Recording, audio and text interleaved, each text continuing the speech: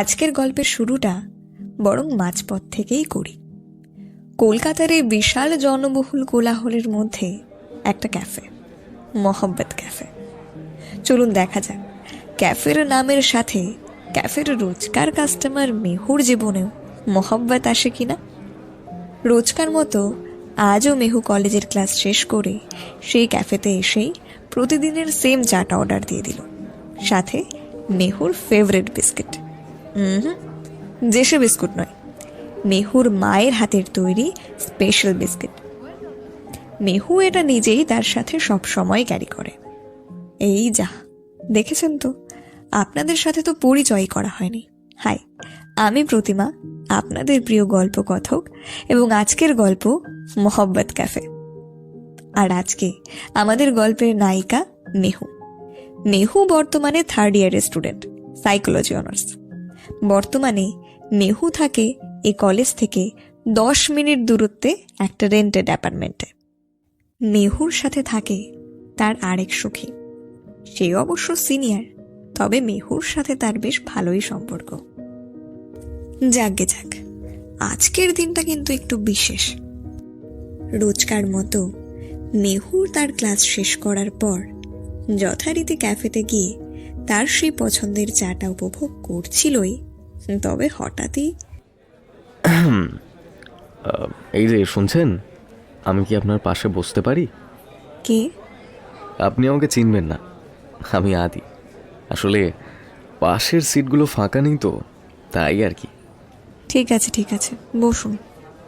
আপনাকে দেখে বেশ চিন্তিত মনে হচ্ছে, তা আপনার চিন্তার কারণটা কি জানতে পারি? মেহুর নামটা মিষ্টি হলেও মেহু কিন্তু বেশ তেতো, মানে বলতে পারেন একটু রাগী, গম্ভীর টাইপের। না জানতে পারেন না? এ কি রে বাবা, মুখের ওপর না বলে দিল। আচ্ছা আচ্ছা, ঠিক আছে, বলতে হবে না। আচ্ছা, আপনাকে একটা প্রশ্ন করি। আবার কি? না, তেমন কিছু নয়। ঠিক আছে, অন্য কোনো দিন করবো খন। মেহু নিজের চা শেষ করে গট গট করে ক্যাফে থেকে হেঁটে বেরিয়ে গেল। আদিও উঠতে যাচ্ছিল, তখন হঠাৎই লক্ষ্য করল মেহুর ব্যাগের চাবির রিংটা ফেলে গেছে। আদি ক্যাফে থেকে বেরিয়ে ডাকতেই যাবে, কিন্তু সে মেহুকে কোনো দিকেই দেখতে পেল না। মেহু ততক্ষণে চলে গেছে। আদি কলেজের লাস্ট ইয়ার, মেহুকে সে আগেই দেখেছে, তবে কখনো সাহস করে কথা বলতে আসেনি। তবে আজ অনেক সাহস করে সে মেহুর সামনে এসে দাঁড়িয়েছে। মেহুর সামনে বসে যেটুকু কথা বলল, তার পেছনে আদির বন্ধুদেরই হাত। আদির বন্ধুরা আজ আদিকে অনেক সাহস জুগিয়ে, বলতে পারেন প্রায় ভয় দেখিয়ে এখানে নিয়ে এসেছিল। আপনারা হয়তো ভাবছেন, এত বড় একটা ক্যাফে, তার সব সিট ভরা ছিল, শুধুমাত্র মেহুর সামনের সিটটা ছাড়া। এটা কি নিছকই কাকতালীয়? একদমই নয়। এর পেছনের ক্রেডিটও যায় আদির বন্ধুদের। আসলে আদি প্রথম মেহুকে দেখেছিল অ্যানুয়াল ফাংশনে, তখন থেকেই আদির মেহুর প্রতি একটু একটু ভালো লাগা, ওই আর কি, বুঝতেই তো পারছেন। যাকে যাক, এই কথা আদির বন্ধুরা সবাই জানে। আদির এটা কলেজের লাস্ট ইয়ার।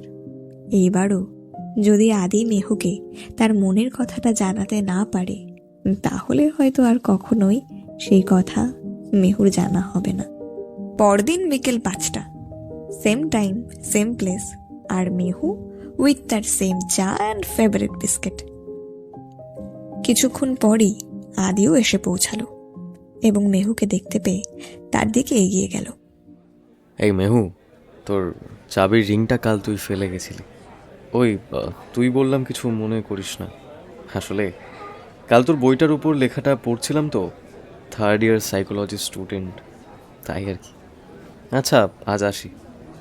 শোনো, থ্যাংক ইউ সো মাচ। আসলে এটা আমার কাছে ভীষণ দামি, খুব প্রিয় একটা স্মৃতি। কাল আমি এটা সারা রাস্তা খুঁজতে খুঁজতে গেছি, কোথাও পাইনি। ভাবলাম বোধহয় হারিয়েই ফেলেছি। আচ্ছা আচ্ছা, ঠিক আছে, কোনো ব্যাপার না। থ্যাংক ইউ বলতে হবে না, বরং একটা গান শুনিয়ে দিস। নিশ্চয়ই, সময় সুযোগ হলে নিশ্চয়ই শোনাবো। এই যে ম্যাডাম, একটা কথা বলি শুনুন। আসলে সময় সুযোগ বলে কিছু হয় না, সময় সুযোগ বানিয়ে নিতে হয়। আচ্ছা বেশ, শোনাবো একদিন। একটা কথা বলবো, কাল তোমার সাথে রুড বিহেভ করলাম, কিছু মনে করো না প্লিজ। না না, কিছু মনে করিনি। কাল কি যেন একটা জিজ্ঞেস করছিলে, বললে না যে? বলবো। আচ্ছা, আমরা যেতে যেতে কথা বলি। তারপর আর কি, ক্যাফে থেকে মেহুর বাড়ি অবধি হাঁটতে হাঁটতে 5টা মিনিট। কখনো মেহুর হাসির শব্দ, আবার কখনো আদির জোকস, কিংবা সিনিয়রদের নিয়ে আলোচনা, সবই চলতে থাকলো। মেহুর বাড়ির সামনে দাঁড়িয়ে আদি ও মেহু হাসতে থাকলো। আদিও চলে যাচ্ছিল, মেহুও তার বাড়ির দিকে হাঁটতে শুরু করলো। তবে এইবার আদি ভয়কে জয় করে বলেই ফেলল। মেহু, হ্যাঁ বলো। বলছিলাম যে কি বলবে বলো। তোর নাম্বারটা। আচ্ছা এই ব্যাপার, তোমার ফোনটা দাও, নাম্বারটা সেভ করে দিচ্ছি। যাক, অন্তত নাম্বারটা তো নিতে পারলো। মেহুকে আজ কেমন অন্যরকম লাগছিল। এই প্রথমবার মেহুর এমন হচ্ছে, তবে কি হচ্ছে তা সে জানে না। ওইদিকে আদিরও একই অবস্থা। মেহুর নাম্বার পেয়ে খুশিতে যেন সে পাগলই হয়ে গেছে। রাত বাজে 10টা 30। মেহু সেই থেকে তার ফোনটার দিকে তাকিয়েই রয়েছে। কিসের আশায় বলুন তো? আদির মেসেজের? ঠিক 10টা 45-এ মেহুর ফোনে একটা মেসেজ এলো। মেসেজে কি লেখা ছিল? কি হবে আদি আর মেহুর গল্পে?